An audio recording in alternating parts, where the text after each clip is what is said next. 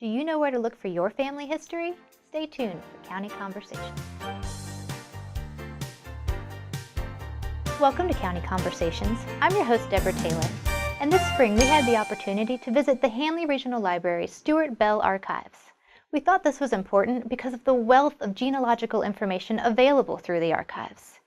Rebecca Ebert, library archivist, spoke with County Conversations about the history of the library, the archives, and what can be found there. Yes, our mission is to collect and preserve and make available items relating to our local heritage. So we focus on the lower Shenandoah Valley. Our primary goal is Winchester, Frederick County, and Clark County, but the whole lower Shenandoah Valley is very important. Frederick County was a very large region, and many of our counties came out of Frederick County.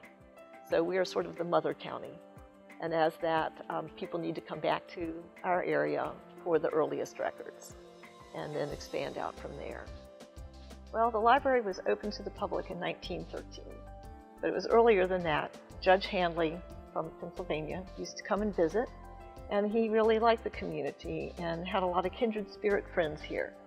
So when he died, he left large sums of money, practically $1 million, to the city of Winchester. And he specifically said in his will to build a public library and to be named the Hanley Library. So the first thing they did was set up a board of trustees to establish the library. They wanted it to be sort of a special memorial to him.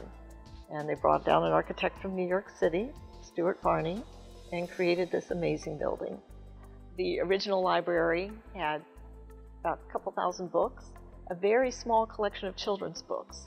It was so small that children were only allowed to check out one book per day.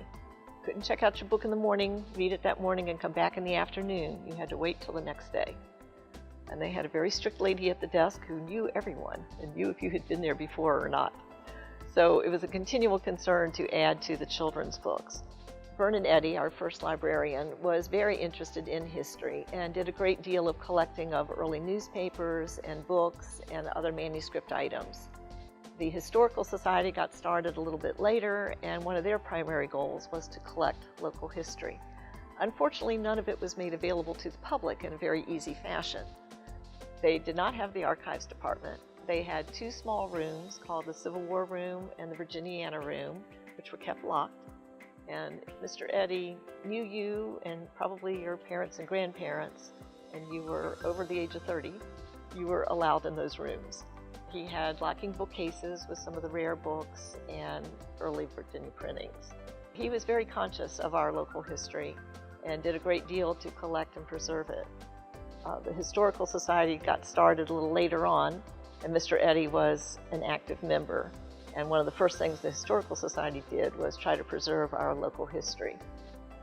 Over the years, the library had added reference department, circulating books, many of the important things you think of for a library.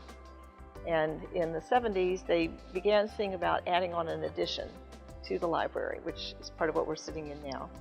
And when that got underway, they started looking back to see some of the funding sources and realized in 1956, Lewis Baker had presented money, had left money in his will to the library for an archive, which was very amazing.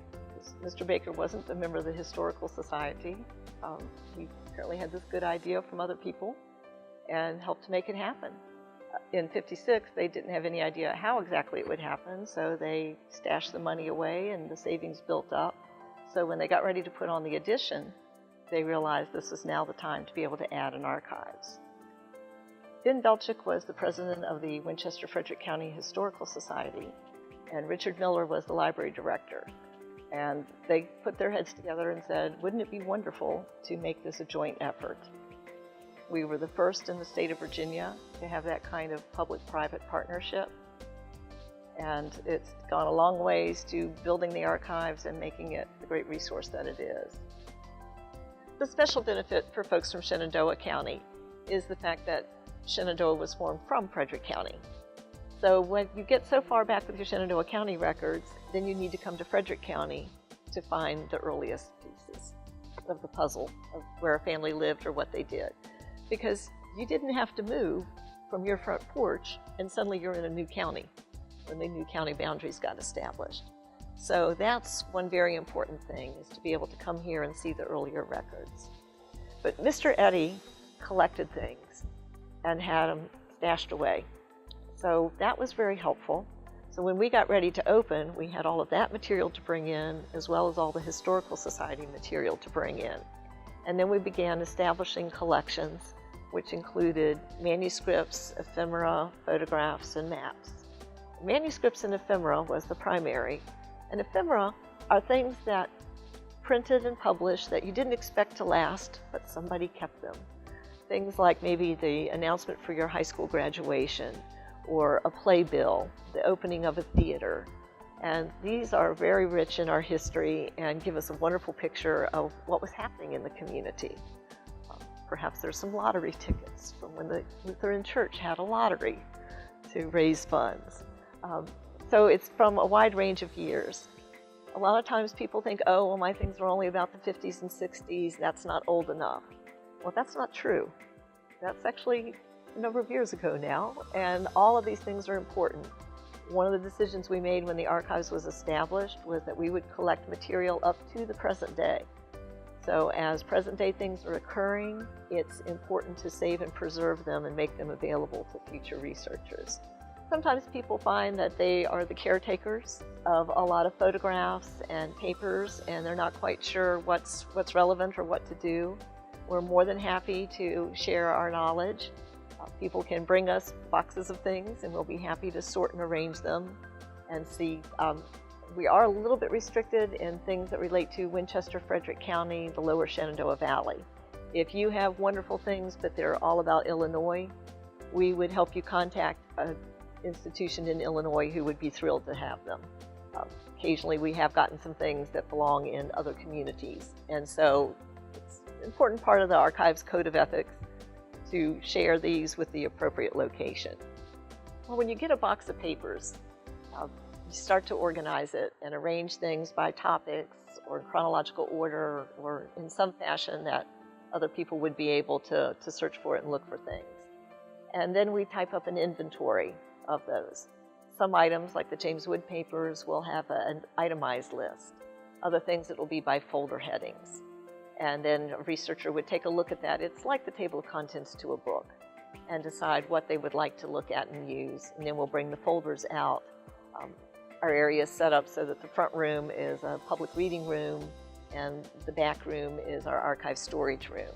And we don't let people back in the storage room any more than when you're in a restaurant, you would go back into the kitchen and make your own sandwich. Give us your request, and then we'll be happy to bring it out and serve you. And so we bring you a couple of folders to work with. We've got a copier. You can copy things and save it to your flash drive, or you can make good old-fashioned Xerox copies. Some people bring in a scanner, and that's acceptable for most of the material. And digital cameras have been fantastic. People can take pictures with their cameras. A few times there's a restriction depending on what the donor has said when they have presented us with the material. And we try to have that clearly stated on the folders and the information in the folders, so everybody has a heads up on how they're allowed to do it or not. We're going to take a short break, but when we come back, we'll find out about the different types of materials available through the Steward Bell Archives. You're watching County Conversations.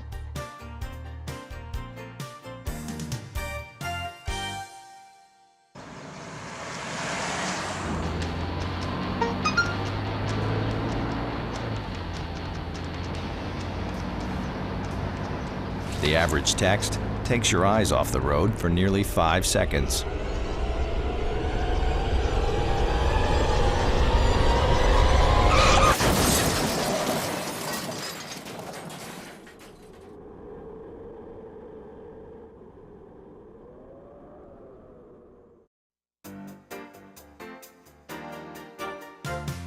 Welcome back to County Conversations. We're talking with Rebecca Ebert about the Steward Bell Archives. Steward Bell was a wonderful person in town, and he was the mayor for many years and active on city council, a very strong supporter of the library. And as the archives got started, a very strong supporter of the archives.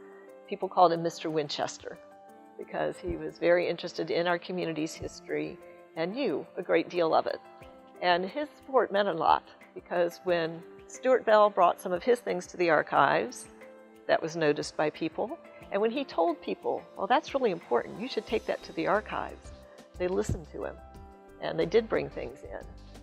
He also has left a remainder trust to the library for the archives, and that was a very significant sum, so we decided that it would be most worthy to name the archives after Steward Bell. For genealogy, this is definitely the place to come and visit, because we have over 1,700 collections, we have over 8,000 books, we have a large number of things, and we continue to add new and interesting material on all of our local families. This was the area that a lot of families traveled through on their way from Pennsylvania. They came through the Shenandoah Valley. Many of them stayed here for several years before they moved to further points west and south. So there's a lot of families that have traveled around here, a lot of information that's available. A lot of things are wills and deeds, original county court records, and we are very blessed that we do have a complete run of our county court records from 1743 to the present. So as a researcher, you don't have to worry about, is the Historical Society office open 2 mornings a week? Is the library part open 3 days, or just what's available where? And you don't have to go riding all around town looking for a lot of different resources. You can just visit the archives, and we are here 6 days a week, and you can go to the clerk's office and you can get a great deal of your local research done. We have 2 collections of the James Wood papers. James Wood was the gentleman who laid out the town of Winchester and was the first clerk of the court, and so we have some of his records, and a lot of them are receipts and bills and notices, but they help give you a picture of who else was in the community at the time. And we have some wonderful early account books, because sometimes these are places where people will show up. If there's not a will or a deed, they can show up in an account book, they can show up in some other business records. And that's very vital, because what you're trying to do is to prove your ancestor was at a certain place and time. You may not get a lot of family details, but you'll get some information about what they were doing.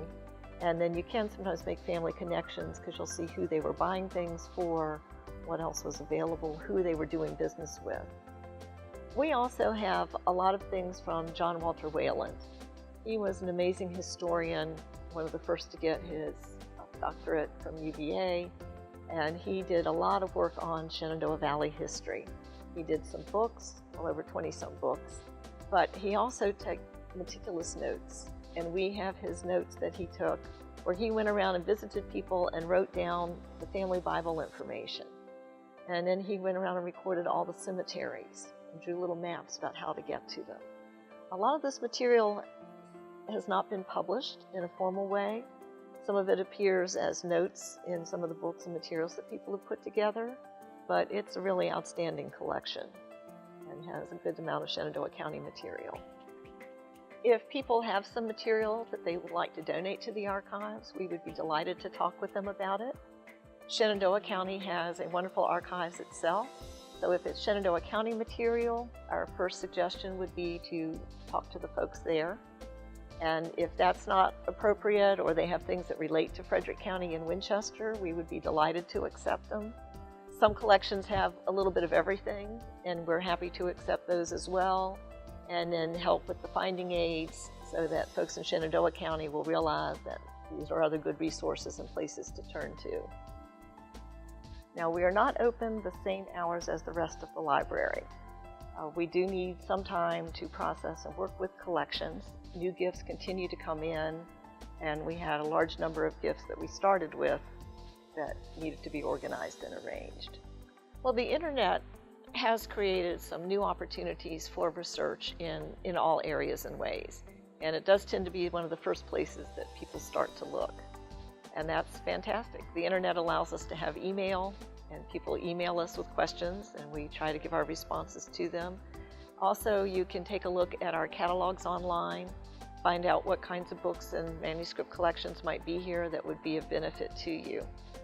Some of the books you can also find online through Google Books and other resources like that. Our manuscript collections have not yet been digitized and available online. So you can read the cataloging, you can look at the inventory, you can find out what's in the collection. But to actually use the collection, you're going to have to come and visit in person. Next decade, that will probably be expanded and changed, but it takes a fair amount of equipment and extra computer strength to be able to make all that available. The Library of Virginia has digitized and put a large number of things on, and so that's a great resource. We can open the doors to people and let them know about other websites and things that are available, and we have several databases that we have subscribed to that people can use. Heritage Quest, Ancestry, and Fold 3. Fold 3 gives you military records from the National Archives, and Ancestry and Heritage Quest are genealogy-based. They have a lot of census records, and each year, they keep adding more things. So those are good tools to use. The Heritage Quest you can use at home with your library card. At this point, a Hanley Library card. And Ancestry and Fold 3, you need to be here in the library to use those. One good thing for the internet too, we have lots of photographs. And we have over 12,000 photographs available online that a person can research by visiting our Hanley Regional website. And then there's a section on photos, and we continue to add to those. We have over 20,000 photos in the collection, and we have 12,000 of them, a little over 12,000, that are up and available online. We have a lot of resources that are not available online. There are books that have been published that are still under copyright, that have not been digitized and put online, and manuscript collections, papers that people have compiled and put together, have not been digitized and put online. So if you had family in the lower Shenandoah Valley, particularly in Winchester and Frederick County, you would definitely want to come and visit our resources and see what else you could find out about them. Because online, wills and deeds, things like that, are not listed in detail. You just get a little indication that they exist, but not their contents. And I've had people contact me and they say, oh, there's nothing on Mosby online. Doesn't anybody know how important John Singleton Mosby was? I'm like, yes, it's just most of those books still have copyright and they're not online. They're on bookshelves. So there's a great deal of material that is available that is not yet online. So we're using the internet as a good tool to reach out to people, to help them know what's available and what's here. But then a lot of times you do need to plan that personal visit to take the best use of everything. For our area, for the regional library, Hanley Regional System is supported by Winchester, Frederick, and Clark counties. Everybody is welcome to come here and visit with us. We have reciprocal agreements with Warren County and Shenandoah County, so your library card works all places. And for the archives in particular, all you need to do is walk in the door, sign the register, fill out the registration form, and you are welcome to research with us. There's no requirement of having a library card. We get people from all across the United States. Some people have flown into Dulles, jumped in their rental car, and driven straight to the archives because they have so much they want to find from all of their families who've traveled all around. We get a lot of local people, people from throughout the Shenandoah Valley. We've had people from England and Germany who have traveled and done research here. Oh, we had people from New Zealand over Christmas, they were here. So that's been the furthest internationally. And then people travel from all over the United States. Some years we get people from Hawaii and Alaska, always people from California, Washington State, the West Coast. So last year we had people from over 47 states. We'll have students who've been given their first assignment in the 4th grade to find what you can on your family, up to PhD students and postdoctoral. So it's a little bit of everybody, and the questions will be far-ranging. From, we think there's a ghost in our house, what else happened here? To, I want to join one of the regional organizations, the Sons of the American Revolution, Daughters of the American Revolution, and they want to do some specific research in those areas. So you never know who's going to walk in the door next or what they're going to ask for. There is no charge to use the department. All you need to do is come sign in and fill out our registration form. Those are good for a year. And then you can just settle in, and we will be happy to assist you with your research and your work that you're doing. And so we are open 6 days a week, Monday through Saturday, although some of the days it's a half day. So you do want to check our website for the specific hours that we will be here. You can write to us, you can email us, you can give us a call. We'll be happy to review with you opportunities for your research and your work, let you know if there's enough here to make it worth your time to spend a day or a week or a month. And we'll be glad to assist you in any way that we can. Wow, that is some really important information to know. Thank you, Rebecca, for allowing County Conversations to have an inside peek at the gems at the archives. And thank you for watching County Conversations. I'm Deborah Taylor, and I'll see you next time.